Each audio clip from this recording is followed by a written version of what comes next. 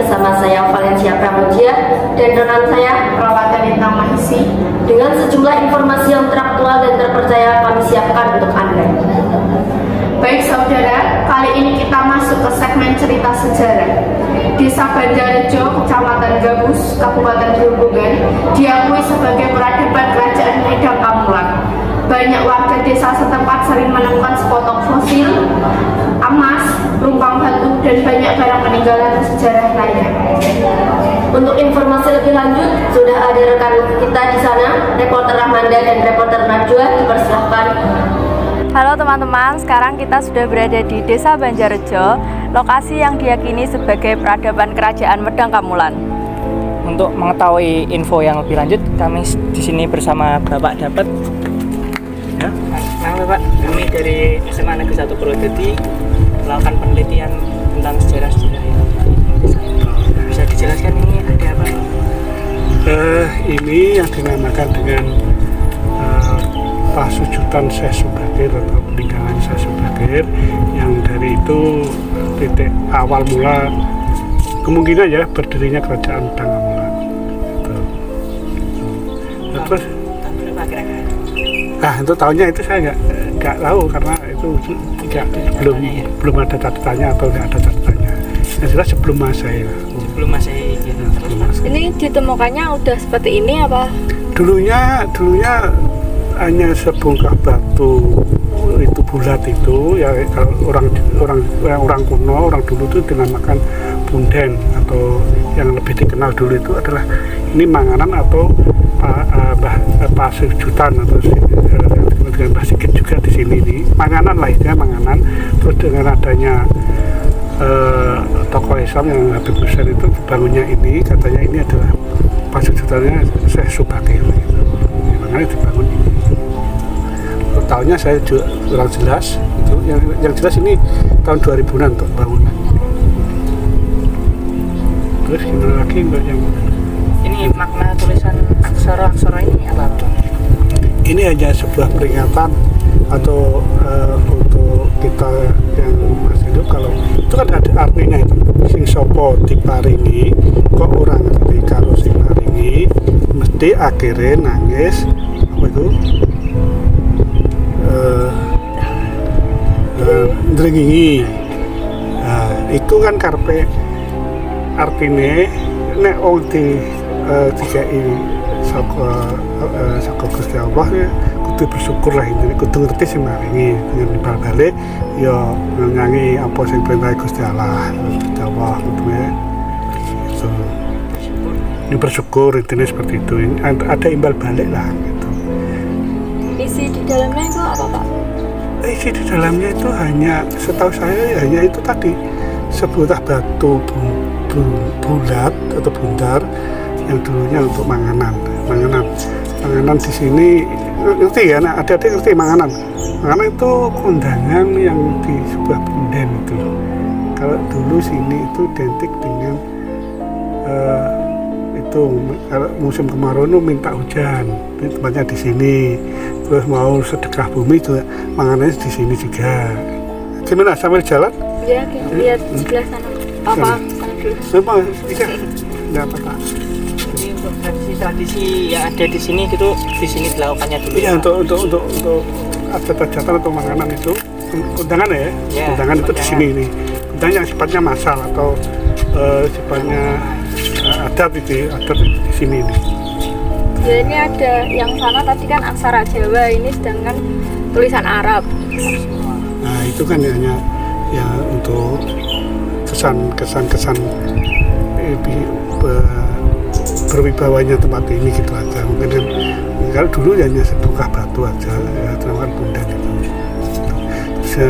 Berkembangnya zaman ya kita buat agar nyaman lah, intinya seperti itu. Terus yang dulu untuk pasujutan ini untuk mengenal keundangan itu kita seperti saya tadi saya bilang, untuk musim kemarau minta hujan di sini pas waktunya Jumuah Wage, hari Jumuah Wage. Terus untuk yang mau sedekah bumi itu Jumuah kan Minggu Kliwon ya, Minggu Kliwon berarti itu Jumuah Pone di sini. Nah, dulu juga di sini juga ada kearifan lokalnya sini. Kearifan lokal di Sumedang itu dua. Dua itu, satu di antaranya kalau hari Jumat Wage, atau ya, mungkin sekarang malah Jumat Wage itu penduduk sini itu tidak ada yang berani bercocok tanam atau mendirikan rumah, tidak berani. Itu satu. Terus dua, dulu tidak ada rumah yang menghadap ke timur atau ke barat. Terus semuanya paling menghadap ke utara dan ke selatan. Tapi kayaknya sekarang ada, tapi entah ditempati entah tidak, itu ada yang menghadap ke timur dan ke barat, itu ada. Seperti yang ada lewat tadi, ada di situ, ada ke barat itu. Tapi tidak banyak, hanya 2 tak. Atau mungkin 3, tidak banyak lah. Itu kearifan lokalnya itu cuma Wage, atau mungkin bisa dibilang Wage, hari Wage, pasaran Wage ya.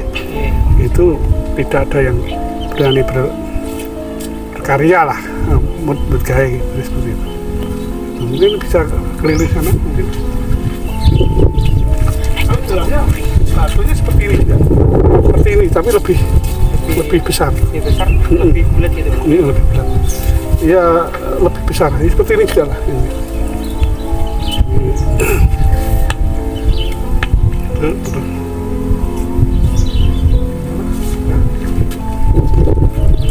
Apalagi yang perlu diketahui adik-adik sebenarnya.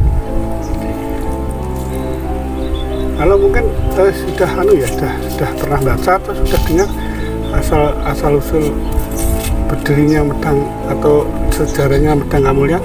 Lihat di Google. Itu yang diantaranya gimana ya, versinya adik yang di Google gimana? Ada yang bilang kalau ini tuh tempat bersemamnya Aji Saka sebelum berperang sama Prabu Dewata Cengkar. Iya, bisa jadi seperti itu, karena ini ya itu pasukan saya Subagir segala itu kan versi Islam mungkin ya. Tahu saya yang jelas itu yang jelas kalau kerajaan Medang Kamulyan itu identik Aji Saka dengan Dewata Cengkar. Itu kan dulunya juga pernah tahu itu. Kalau mungkin yang Anda dengar di Google ya, itu kan Aji Saka itu adalah seorang pengembara atau pangeran dari Persia, tipe mengembara di Pulau Jawa yang tujuannya mungkin mau membenarkan hal-hal kemustahilan atau hal-hal yang itu loh, kebatilan dah ini. Yang diantaranya terkenal dengan Dewata Cengkar yang suka makan daging manusia, itu mungkin mau memerangi kebatilan itu mungkin yang disaka. Ya itu kalau silsilahnya kan dulu disaka dari Persia mau ke tanah Jawa membawa konco atau apa ya, ya itu loh, pembantu atau ajudan ya, bisa dibilang sekarang itu asisten pribadi, bisa dibilang seperti itu sih. Yang terus diantaranya itu kan dari setelah dulunya dari tanah Arab itu tidak ada misi. Setelah sampai ke Pulau Jawa itu ada misi mendengar kalau di Medang Kamulyan itu ada seorang raja yang suka makan daging manusia. Nah, Aji Sakanya itu tergugah hatinya untuk memerangi atau melawan ketidakadilan itu. Untuk dia kan bertiga dari Arab bertiga, untuk yang satu disuruh menunggu di pelabuhan mana saya itu kurang jelas, yang satu diajak ke Medang itu. Nah, setelah dia pergi ke kerajaan Medang itu, dia masih ada satu yang ditinggal pelabuhan itu dipesan, karena Sang Aji Saka meninggalkan barang atau sesuatu di sana, memesankan jangan ada yang berani ngambil atau mengasihkan ini kepada siapapun kecuali kepada Aji Saka sendiri. Nah, itu pesannya. Terus dia Sang Aji Saka dengan asisten yang satu itu datanglah ke Medang. Itu Medang sebelum sampai ini hanya sekilas saja ya. Menurut saya tidak bisa, karena itu saya dengar aja itu dari sana itu dia sebelum masuk ke kerajaan Medang itu mampir mungkin ya ke suatu desa atau kemana gitu ya. Kalau misalnya ternyata mendengar ada raja yang makan daging itu, kenyataannya benar adanya. Maka gimana juga namanya Pendekar mau membenarkan itu, terus akhirnya dia ketemu sang petani atau yang bisa dibilang sang mbok rondo cangkek, yang gilirannya itu mungkin ada mau mendapat giliran dimakan, terus diganti sama sang Cisoko itu. Sang Cisoko masuklah ke kerajaan, mau disantap oleh sang raja, tapi dengan permintaan, karena dengan persyaratan ya, dia mau disantap apabila sang raja itu bisa ikat kepala itu, digelar atau diisi tanah sampai penuh itu, sama penuh. Ternyata yang logikanya kan ikat kepala aja lebarnya seberapa toh? Masih sang Dewata Cengkar langsung mengiyani atau sanggup. Ternyata setelah itu kalau nggak ketebak ya, nggak penuh-penuh, akhirnya mungkin namanya sampai ke pesisir laut selatan, mungkin berjalannya juga ke selatan itu, karena ikat kepala itu diisi tanah terus sampai ke pesisir laut selatan. Nah itu termasuk taktiknya Cisoko. Setelah dari sana, tanah ikat kepala itu dikibaskan ya, dikibaskan. Sang Dewata Cengkar masuklah ke laut itu, akhirnya timbul bajul putih itu. Bajul putih mungkin itu ada reinkarnasinya dari Dewata Cengkar seperti itu. Nah, terus setelah itu kan berarti sang rajanya sudah tidak ada ya. Nah, sang Cisoko kembali ke kerajaan Medan, memimpin kerajaan Medan, dan diberi nama mungkin Medang Kemulan itu mungkin. Nah, terus setelah itu dia ingat kalau ada temannya yang masih ada yang tinggal sana. Nah, yang nama siapa ya? Lupa saya. Namanya asisten itu dua. Nah, yang asisten yang satu yang ikut sang raja itu disuruh mengambil barang atau sesuatu yang ditinggal tadi ya. Berangkatlah sang asisten yang ikut tadi mengambil barang di pelabuhan tadi. Di sana tidak langsung diberikan karo yang satunya tadi, yang menjaga, karena dia sudah patuh sama dawuh sang raja tadi atau atasannya, tidak akan dikasih kalau tidak sang Cisoko sendiri. Akhirnya itu yang satunya juga tidak mau menerima, karena dia juga diperintah sang Cisoko. Gitu. Ya, terjadilah peperangan, perdebatan antara dua ajudan atau dua kerabat tadi. Nah itu saling ya, semuanya benar sih. Akhirnya sampai terjadi peperangan, sampai terjadi pembunuhan, saling membunuh semuanya. Dengan adanya itu timbullah huruf nah, itu. Jadi mungkin sekelas itu berdirinya kerajaan Medang Kemulan dan adanya huruf Wonocoroko, kembali huruf Wonocoroko itu sekelasnya seperti itu ya. Itu yang saya tahu tadi ya, karena itu juga tidak ada buku yang bisa menerangkan, itu hanya dari mulut ke mulut, atau mungkin kalau dari mulut ke mulut ya, kalau yang pastinya dari satu orang ke orang lain pasti beda ya. Itu ambil aja yang positif aja intinya aja gitu. Terus gimana lagi, itu sudah sekilas untuk silsilah kerajaan Medang yang saya tahu seperti itu. Terima kasih Bapak telah meluangkan waktunya untuk kami, penelitian kami. Terima kasih sudah menjelaskan juga. Ya. Mudah-mudahan jadi ilmu. Ya, terima kasih Bapak. Sekian dari kami, akan kembali ke studio. Terima kasih reporter Rahmanda dan reporter Najwa. Semakin banyaknya penemuan barang kerajaan Medang Kemulan, pemerintah desa setempat memutuskan untuk membangun Museum Banjarjo sebagai tempat menyimpan fosil-fosil yang ada. Kita sudah terhubung dengan rekan kami yang berada di sana, reporter Sandi dan Retno, silakan.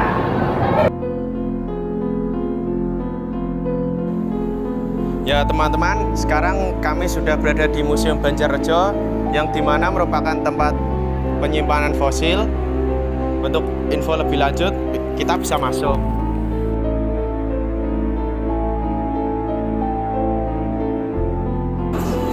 Ya, sekarang kita sudah berada di dalam Museum Banjarrejo. Untuk info lebih lanjut, kita bisa tanya dengan Bapak siapa? Bapak Sudarto, Mas. Ya, Bapak Sudarto. Dari mana, Mas? Dari Prodadi, dari SMA Negeri 1 Prodadi. Silakan untuk isi daftar tamu. Ya.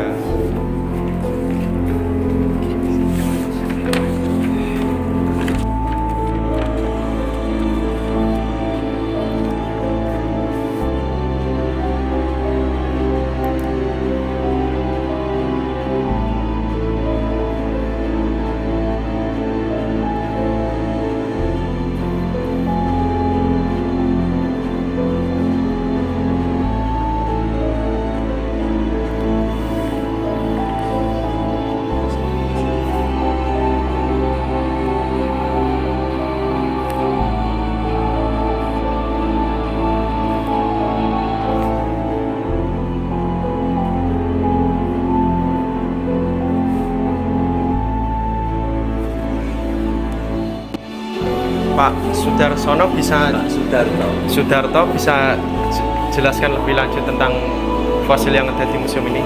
Mari kita jalan-jalan dan melihat Museum Banjarrejo. Ya. Oke, ayo kita.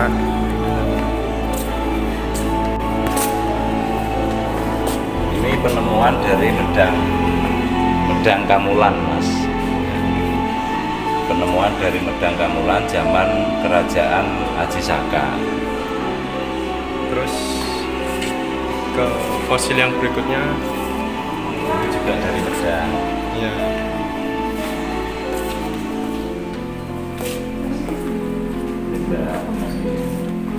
Kalau ini rahang kudanil, Mas.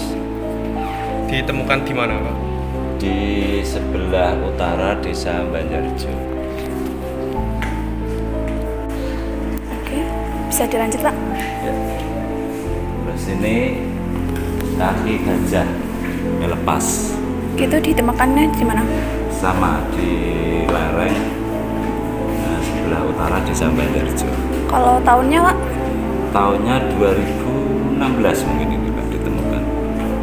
Baik, bisa dilanjut. Ini gading gajah.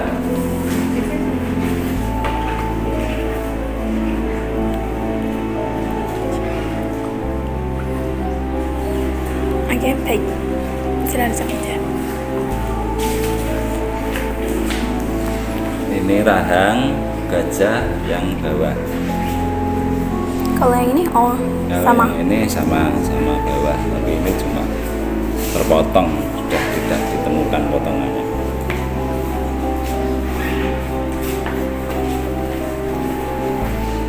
Lagi Pak. Ya yang itu, Kalau ini potongan dari gigi ikan hiu. ikan hiu. Ikan Oh. hiu ya. Kalau yang atas ini, Kalau yang atas ini tulang, kalau ini rahang kerbau, dan ini kaki kerbau. baik. Kalau yang besar ini apa Pak? Ini namanya kerang. Kok bisa besar? Iya, kerang. Kerang ditemukan di sebelah utarane Desa Banjarrejo, Dusune Ngagil. Ditemukan kapan, Pak? Ini baru tahun 2020. Baru berarti. Iya. Kok bisa ditemukan Pak? Maksudnya siapa yang pertama petani, kali? Pak. Dari petani yang kebetulan itu nyangkul. Terus mungkin bagaimana bisa menemukan ini, dia lapor ke komunitas peduli fosil, lalu dilanjutkan penggalian, yang gali komunitas, Pak. Kalau yang ini Pak? Kalau ini binatang-binatang rawa. Dulunya Banjarjo itu mungkin rawa-rawa, Mbak, sehingga diketemukan kepiting, apa ini namanya, kerang. Dari kerang yang ini sampai ini semua di Banjarjo. Nah, kalau ini gigi buaya ini. Ditemukannya kapan? Juga di Banjarjo, nah ditemukannya ini lama, Mbak, ini sudah petani-petani sini menemukan gigi-gigi seperti itu sudah lama dikumpulkan banyak. Ini semua Mas, ya sudah lama. Sudah. Yang baru yang ini? Yang baru ini mungkin 2020-an. Kalau ini bisa dijelaskan Pak? Ini bentuk lapisan-lapisan tanah yang ada di Banjarjo, Pak. Dari mulai tanah yang ini sampai ke atas itu berarti 1, 2, 3, 4, 5, 6. Ada 6 lapisan tanah sampai sekarang. Ini yang paling bawah. Dulunya tanah seperti ini.